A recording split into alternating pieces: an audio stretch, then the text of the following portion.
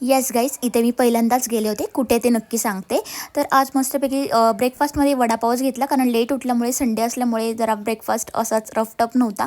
आणि त्यानंतर मस्त छोटी मोठी कामं करत राहिले. तुम्हाला माहिती आहे, घरात छोटी मोठी कामांची धूळ बसणे वगैरे किंवा खूप छोटी मोठी कामांवरती दुर्लक्ष होऊन आपल्याकडून राहून जातं.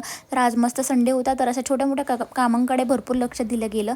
तर तुम्ही बघता मिरर खूप घाण झाला होता, तो क्लिअर करून घेतला. आणि मी मिरर कसा क्लीन करते, कुठलंही क्लिन्झर काही यूज न करता मी फक्त मिरर असं मस्तपैकी पाणी शिंपडते आणि वेस्टेज पेपर असेल ना, त्या पेपरने मस्तपैकी क्लीन करून घेत असते.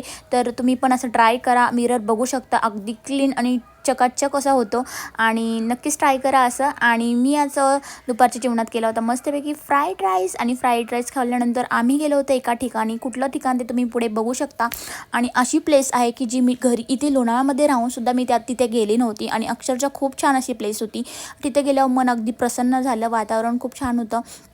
आणि बघू शकता थोडंसं बाहेर गेल्यानंतर पण खूप छान असं वाटतं. व्ह्यू खूप भारी होता, आणि अगदी म्हणजे अगदी मन प्रसन्न झालं तिथला व्ह्यू वगैरे सगळं बघून. यावर आपला मोठा ब्लॉग आलेला आहे, नक्की जाऊन बघू शकता तुम्ही.